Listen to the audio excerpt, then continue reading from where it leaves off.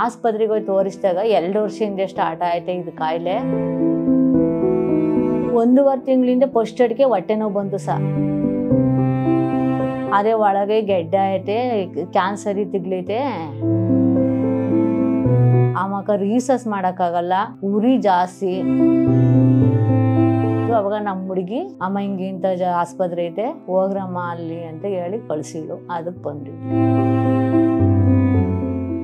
ನಮಸ್ತೆ ಸರ್, ನನ್ನ ಹೆಸರು ಬಸಮ್ಮ ಅಂತವ. ವಯಸ್ಸು 50 ನಡೀತೈತಿ. ನಮ್ದು ಅರಸೀಕೆರೆ ತಾಲೂಕು ಕಾಮಸಮುದ್ರ. ನನಗೆ 1.5 ತಿಂಗಳಿಂದ ಗೊತ್ತಾಯ್ತು. ಆಸ್ಪತ್ರೆಗೆ ಹೋಗಿ ತೋರಿಸಿದಾಗ 2 ವರ್ಷದಿಂದ ಸ್ಟಾರ್ಟ್ ಆಯ್ತು ಇದು ಕಾಯಿಲೆ.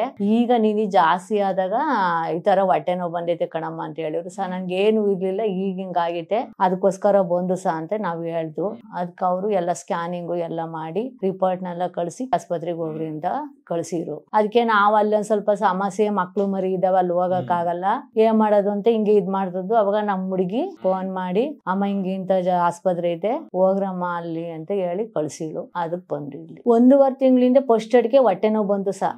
ಅದು ಬೆಳಿಗ್ಗೆ ಹೊತ್ತು 8 ಗಂಟೆಗೆ ಅಷ್ಟೇ ಸ್ಟಾರ್ಟ್ ಆಯ್ತು. ನಮ್ಮ ಹುಡುಗಿ ಇಬ್ರು ಇದ್ರು. ಯಾಕ ಹೊಟ್ಟೆ ಐತೈತೆ ಕಣಪ್ಪ ಅನ್ನೋ ಹೊತ್ತಿಗೆ ಅವರು ಅಲ್ಲೇ ನಾರ್ಮಲ್ ಆಸ್ಪತ್ರೆಗೆ ಕರ್ಕೊಂಡು ಹೋದ್ರು. ಅವರು ಡಾಕ್ಟ್ರು ಇಂಜೆಕ್ಷನ್ ಮಾಡಿ ಮಾತ್ರೆ ಕೊಟ್ಟಿದ್ರು ಸರ್. ಅವು ನುಂಗಿದ್ಮೇಲೆ ಒಂದ್ 15 ದಿವಸ ಏನು ಬರ್ಲಿಲ್ಲ.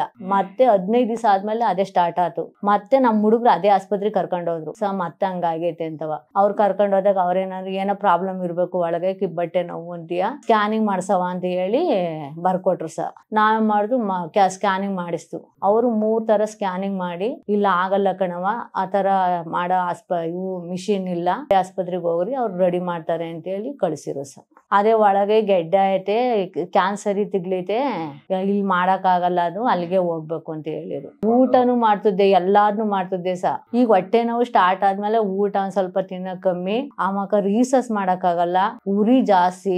ಅದು ಒಂದೊಂದು ಸ್ವಲ್ಪನೇ ಅನಿಕ್ಯಾಂಡ್ ಬರುತ್ತೆ. ಅದರಿಂದ ತಡೆಯಕ್ ಆಗ್ದಲೇ ಆಸ್ಪತ್ರೆಗೆ ಸ್ಕ್ಯಾನಿಂಗ್ ಮಾಡಿಸ್ಕೊಂಡು ಎದ್ದು ಓಡಾಡ್ತೀನಿ, ಆರಾಮಾಗಿ ಎಲ್ಲ ಇದ್ ಮಾಡ್ತೀನಿ ಸಾ. ಒಟ್ನೆಗೆ ಹೊಟ್ಟೆ ನೋವು ಬಂದಾಗ ತಡ್ಕಣಕ್ ಆಗಲ್ಲ ಅಷ್ಟೇ. ಊಟ ಸೇರ್ಸಲ್ಲ, ಅವು ಏನು ತಿನ್ಸಲ್ಲ, ಎಲ್ಲ ಅಡಿಕೆ ಹಾಕ್ಯಂತೀನಿ ಸಾ. ಏನ್ ಮಾಡ್ತೀವಿ ಸಾ, ಜೊತೆಲಿ ಎಲ್ಲ ಕಲ್ತ್ಕೊಂಡ್ಬಿಟ್ಟಿರ್ತೀವಲ್ಲ, ಅದಕ್ಕೆ ಸರಿ ಅನ್ನಿಸ್ತು. ಅವ್ರು ಇನ್ನೂ ಸ್ವಲ್ಪ ಬ್ಲೀಡಿಂಗ್ ಆಗ್ತಿದ್ರೆ ಮಾತ್ರವ ತಗೋಣಕ್ ಆಗಲ್ಲ, ಲೇಟ್ ಆಗುತ್ತೆ, ಹಂಗೆ ಹಿಂಗೆ ಸರ್. ಮಾತ್ರೆ ನುಂಗಿ ನಿಂತ್ಕೊಳತ್ತೆ, ಬ್ಲೀಡಿಂಗ್ ಏನು ಇಲ್ಲ. ಏನಾರ ಆಗ್ಬಿಡ್ಲಿ, ದೇವ್ರ ಮೇಲೆ ಭಾರ ಹಾಕಿ ನುಂಗ್ಬಿಡ್ತೀನಿ, ಹೆಂಗ ನಿಮ್ಮ ಆಸ್ಪತ್ರೆ ದಯದಿಂದ ಹುಷಾರಾದ್ರೆ ಆಗ್ಬಿಡ್ಲಿ ಅಂತ ಹೇಳಿ ತಗೊಂಡ್ಬಿಟ್ಟಿದೀವಿ. ಆಯ್ತು ಸರ್.